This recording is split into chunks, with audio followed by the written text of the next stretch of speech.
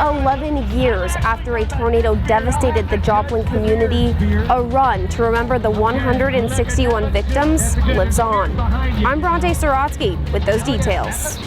Plus, Lamar celebrates the birthday of the 33rd U.S. president. We'll tell you why. And a local nonprofit in Kansas is looking to bring in more health care to their area. You're watching the KOAM News at 10, and it starts right now. Thank you for joining us tonight. I'm Chris Warner. The 2022 Joplin Memorial Run took place earlier today at Cunningham Park as a way to remember the 161 victims of the 2011 tornado. KOAM's Bronte Sorotsky was there and spoke with runners on the significance of joining the run, as well as how the city will continue to remember those lost. So we're here, of course, because we want to honor the 161 victims of the 2011 tornado, but also we want to look forward to the future. Almost 11 years after one of the deadliest tornadoes hit Joplin, the community has shown that they've bounced back stronger than ever, but still understand the importance to reflect and remember those lives that were lost. I think it's very important for us to pause and reflect upon the 161 victims of the May 22nd, 2011 tornado, but as importantly, important to focus on the growth and resilience of our community and how we've come out even stronger. 3, 2, 1, go! The Memorial Run brings out people from all over the 4 states who want to show support to those who are no longer with us. And it's really touched me to be able to run in this race and run for those people who passed away in the tornado. And it's just been a really great experience for me to see how the community comes together, especially after the tornado and all of its effects that happened. Well, so the pond over there has like this little plaque on the ground that says that the pond is dedicated to the kids who will never play on the playground. And I have 4 kids, and I can't imagine losing them like that, and so I run for that. And although some participants were too young when it happened to remember much, the run still holds special significance. It matters quite a bit, actually. We're all here because of that, so faintly, yeah, I was 4, so it's a faint memory. Others just want the community to feel their support. We hope to support Joplin because we were down when we saw the tornado. I mean, that was so awful. The money from this year's race will go towards a statue honoring the 161 lost. It will resemble the banners along the race route and will have the names of all 161 victims around the base. So it's going to be a beautiful tribute to those individuals. In Joplin, Bronte Sorotsky, KOAM News. Money raised from the run also goes toward improving the health of Joplin residents. And it was a gorgeous day to get outdoors. Nick Kelly joining us. And just for about everything else in general, Chris, it was well deserved after all the rain that we've seen over the past several days. We deserved a nice, dry, quiet day, and that's exactly what Mother Nature gave us. 51 for a chilly start this morning and topping out of 76, a little back above normal for this time of the year, at least as far as the afternoon high goes of about 74. We had mostly sunny skies all day, mostly clear skies for much of the evening, but now we're starting to see some more cloud cover build in from the west, but nothing underneath the clouds ahead of our approaching warm front from the southwest. Fortunately, any good moisture resulting in big time storms staying to the northwest of us, and that's going to be the overall theme for your Mother's Day. Temperatures, we are dropping back into the 60s now, most of us in the mid to upper 60s, but looking ahead toward Mother's Day, we're going to keep things dry, even as that warm front comes in. I think warm air aloft will keep any rain chances away, and with that warm front, we'll go from 60 in the morning to 74 by noon, and with that south wind at 10 to 20, we'll have highs topping out around 80. Looking good for Mother's Day, Chris. We'll see how the rest of the week ahead is shaping up here in a few. All right, Nick, thank you. Today is Baxter Springs. They held their annual Cowtown Day Spring Fling. The event featured a parade highlighting local first responders, veterans, cars, the local high school band, and a whole bunch of other things. At the conclusion of the parade, there were food trucks and vendors set up for the city to enjoy. Absolutely. Oh, it's great. It's great. It's just when you're busy and when you've got kids and everything, it's an excuse to get together and just to kind of hang out and joke around, have a good time. So it's definitely critical to this kind of small town activity, is that relationship aspect. This is the event's largest crowd since the pandemic. Lamar It's the birthplace of our country's 33rd president, Harry S. Truman. Today, the city's celebrating President Truman's birthday by having tours of his childhood home. Of course, there were vendors, some World War II reenactments, talent shows, and a number of other events. Yeah, this is a nice event that we have, that we work with the Chamber of Commerce, and it brings a lot of local people to Lamar, and it's just a community event that we enjoy doing. That's just to celebrate President Truman's birthday. Now, President Truman's birthday is officially tomorrow, back in 1884. A nonprofit in Iola, Kansas is trying to bring more health care services to the area. The Pregnancy and Family Center held an open house earlier today and hosted a flower basket fundraiser. The group sold all 60 of those, and donations from that will go toward an ultrasound machine for their facility. The organization says the goal of getting the machine is to make ultrasounds more accessible for the area. One of our goals are to help a mom who may feel like, I can't have this baby, and that we would support her and help her to see that she can have that baby, because there's much more support than what she could imagine out there, and we are part of that support. Pregnancy Center's hope is that a new ultrasound can help expecting mothers feel better taken care of in the community. And we take this time now to honor one of our many four-state heroes. Specialist James Von Weddell served in the Army in Vietnam, his hometown Columbus. And we're proud to recognize Specialist James Von Weddell, tonight's four-state hero. And of course, to learn more about other heroes or nominate one of your own, you can do that anytime. KOAMnewsnow.com. Coming up, a concerning new report from the World Health Organization about the number of COVID deaths worldwide. They say it's been greatly underreported. Well, for the last little while, you've been seeing this time lapse of our tower cam, which is a literal tower cam, but sponsored by R.E. Smith Construction. This is his work continues on the KOAM More Power project. That's why we show it to you, because it's a very exciting project. You want more information? You can check it out anytime at KOAMnewsnow.com/power. A concerning new report from the World Health Organization says the number of deaths worldwide attributed to the COVID pandemic has been greatly underreported. The agency says last year almost 15 million people around the world died as a direct or indirect result of COVID-19. That number is nearly 3 times the official number of COVID deaths. Officials with the WHO say the number not only illustrates the impact of the pandemic, but also the need for all countries to invest in healthcare systems that can sustain essential health services during a crisis. They say getting an accurate accounting of the number of people who've died from COVID will help them be better prepared for the next outbreak. The Biden administration is issuing a new warning about a potential upcoming surge in the number of COVID cases in the United States. Officials say the U.S. may see as many as 100 million COVID-19 infections this fall and winter. They say Congress should be asked to approve more funding to prepare the nation for the COVID upswing. Right now, the country is approaching a coronavirus death toll of 1 million. A new U.S. Census report says women are having fewer children in their 20s, but more are having children in their 30s and 40s.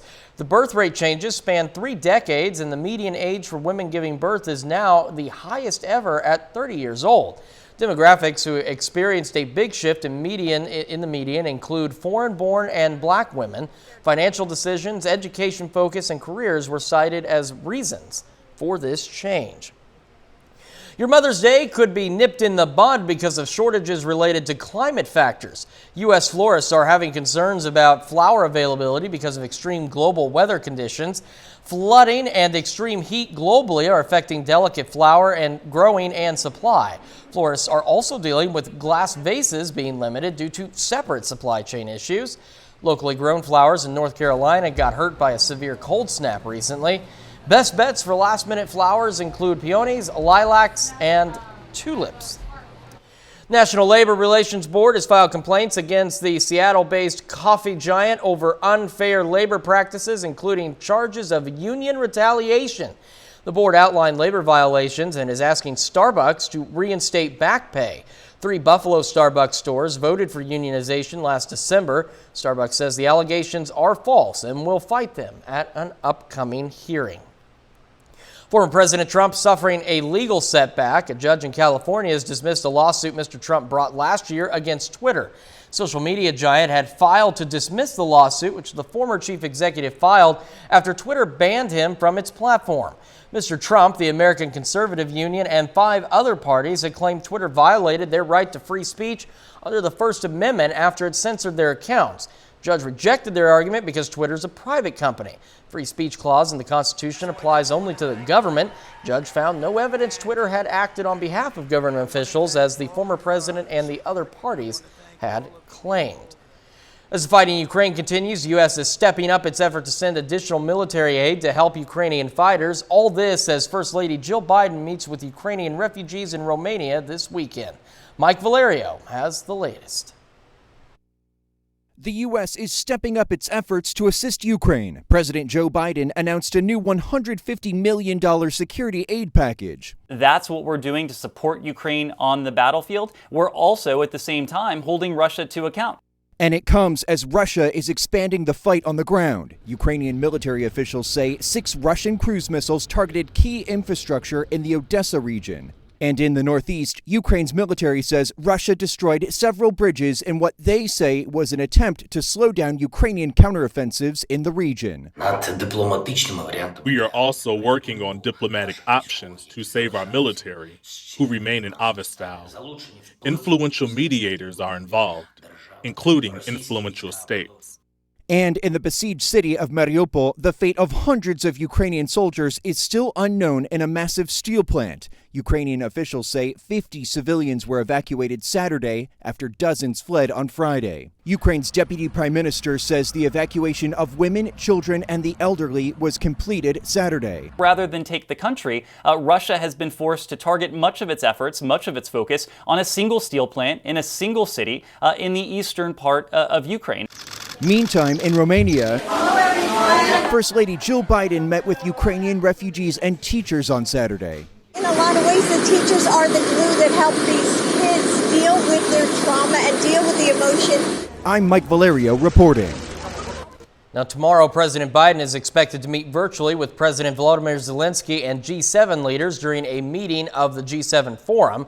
The event was deliberately scheduled ahead of Russia's Victory Day, and sanctions will be on the agenda for the meeting. Later on the news at 10, a pregnancy outbreak at a hospital in Liberty, Missouri. But first, our next warm front to the southwest will lead to a warm Mother's Day, but wait till you see the week ahead. We'll break down the numbers coming up.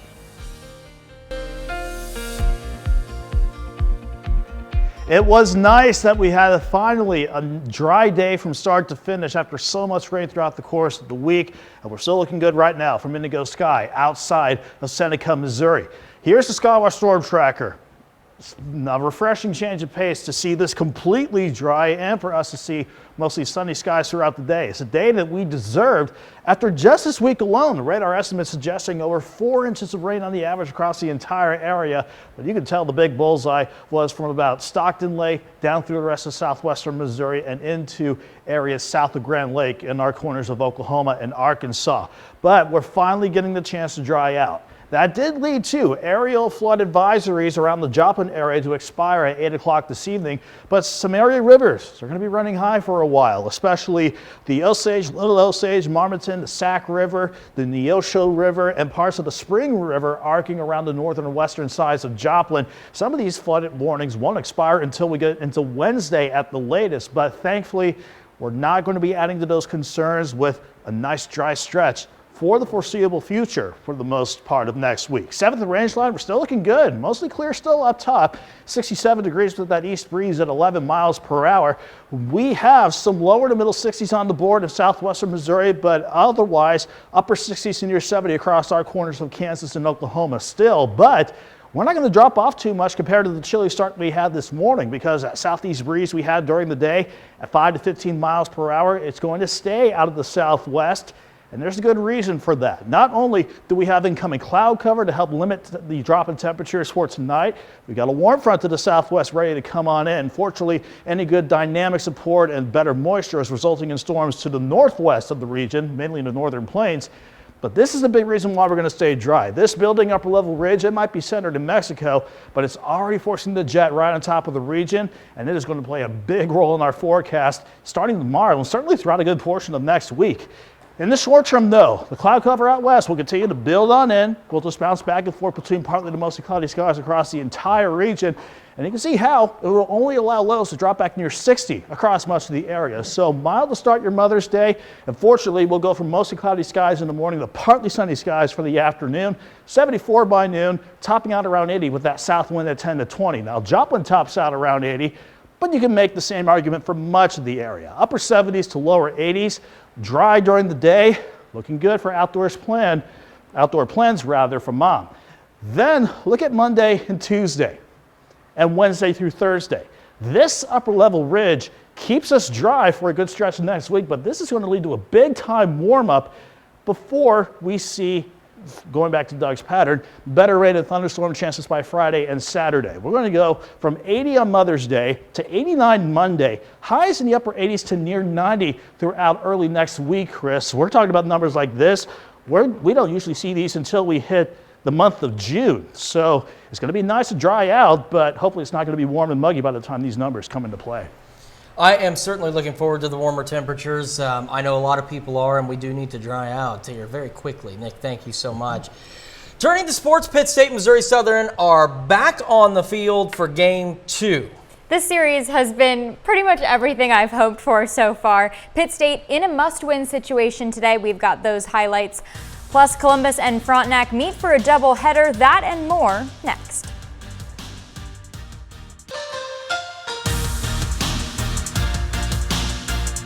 Missouri Southern and Pittsburg State are back on the field today for Game 2 of a 3-game series to open the MIAA tournament. The Lions took Game 1 from the Gorillas 6-0 on Friday. Pitt State facing elimination today. They need a win to force a Game 3 on Sunday. Gorillas trail 4-0 in the fourth, then Austin Bonnell homers down the third baseline. Pitt is on the board. Momentum turning here a few batters later. Braden Hinton sends it high and deep to left center. Off the scoreboard, Pitt within 2. Next inning, Brett Daly lifts one to right. Connor Van Cleve slides into home. Back to Hinton for a base hit. Bonnell scores the tying run. Hinton breaks the tie with a 3-run jack. Pitt State has an answer today. Gorillas win 8-4. Bono hit a home run to finally get us on the board. For 13 innings straight we didn't score, and that's really not like us. And Austin came up with a big hit, and we kind of added on after that. But you know, it was good to see our kids continue to battle and not back down. Nobody wanted to go home at this time, and our kids battled and grinded and found a way to win a baseball game to give us the opportunity to play tomorrow. We got a lot of work to do ahead of us, and proud of our kids for fighting all day today. Crowder begins postseason action today. The Rough Riders are the #1 seed for the sub-regional, facing St. Louis for a doubleheader today. In Game 1, the Rough Riders run rule the Archers 11-1. Jackson Cobb goes 2 for 3 with 5 RBI. Crowder wins the best-of-3 series, taking Game 2 9-0. Gavin Glasgow drives in 4. Landry Wilkerson brings in 3 more. And with the 2 wins today, head coach Travis Lollemond reaches 700 career wins. To be honest with you, the biggest thing for me is getting back to Joplin, you know, and competing for a region title. So, you know, I guess the win total just, you know, kind of describes, you know, the players we've had over the years, because I haven't had that bat or thrown a pitch, you know. So a lot of really talented players that have, you know, bought into the system here and done a good job for us. Columbus and Frontenac baseball are 2 of the top teams in the regional standings. Today, they square off in Webb City for a doubleheader. Columbus enters with a 14-1 record. Frontenac is 14-2. Titans extend their lead in the fourth. Colt Ungehauer hits it out to left. 2-run score. Next inning is a big one for Columbus. Caden Cox doubles down the third baseline. It stays fair, and another 2 runs come home. Still going, Brett Hamilton knocks it through the gap. 7-run score in the 5th. Titans dominate Game 1 12-1. Frontenac aims for the split, and it's all Raiders in Game 2. They shut out the Titans 8-0. Webb City hosts Joplin today. Both teams are hovering around 500 records. The Cardinals pick up a big win today, 7-1 over the Eagles. Gavin Stoll pitches a complete game, allowing 1 hit. Aiden Brock hits a 3-run shot. That's it for sports. Up next, a hospital in Missouri has been hit with baby fever. Workers at a Missouri hospital's maternity unit are not only busy taking care of their patients, they're also getting ready to become patients. You heard me right. 10 nurses and a doctor are all currently pregnant and expecting this year. What's in the water, you may ask? Alan Shope tried to get an answer. I'm one of 10 nurses and one physician here at Liberty Hospital expecting. Which begs the question. What's in the water? No kidding, it may or may not be a record, but yes, 10 nurses and a doctor all in the same maternity unit are expecting. May 27th. May 27th. June 18th. July 20th. July 30th. August 13th. September 6th. October the 8th. October 17th. October 31st. That's a busy schedule. I think almost all of our shifts are consumed by baby talk. We talk about names, how we're decorating. Some of us share, some of us don't. We actually haven't had anyone say the same names yet. Yeah, that's probably the tricky part. We have 3 that are being surprise babies, but the rest of us know. Some of us don't want to know. And the patients in the maternity ward got a lot of questions. They're all very shocked. They just usually ask like what I'm having. They're excited for us. The nurses say in no way was this planned, with the first 2 babies expected on the same day in a couple of weeks. The last one right now expected on Thanksgiving. We have lots of play dates in our future. It's really nice to go through this journey together. It's a pretty big deal to have a baby. We've made jokes that some of our nurses that aren't expecting should open a daycare. That's a great idea. What is in the water? Yeah, I don't know, but people are going to come here and want some. Certainly an incredible story out of Liberty, Missouri. I mean, that's a lot of pregnancies in one place. Yeah. Something I did want to point out real quick, because there's people at home who I think are going to be wondering. You may have noticed that, especially Nick and I have taken a slightly more casual look. The air conditioning in our studio is taking a break. Yeah, a much deserved break, but unfortunately under the lights it gets pretty toasty in here. So we've had to scale back a bit, but don't worry, we're not changing how we do things. We're going to come back fancy, ready to go to deliver you the great news once we get this sucker going again. So speaking of, unfortunately for our condition here, not great news in your forecast. But we're still looking good for Mother's Day nonetheless. Partly sunny skies for the day, dry, highs are 80. Then an early taste of June with highs in the upper 80s to near 90, Monday through Friday. All right, guys, thank you so much. That's our time for now. We'll see you back here tomorrow night at 9 and 10. And thank you so much for making us part of your night.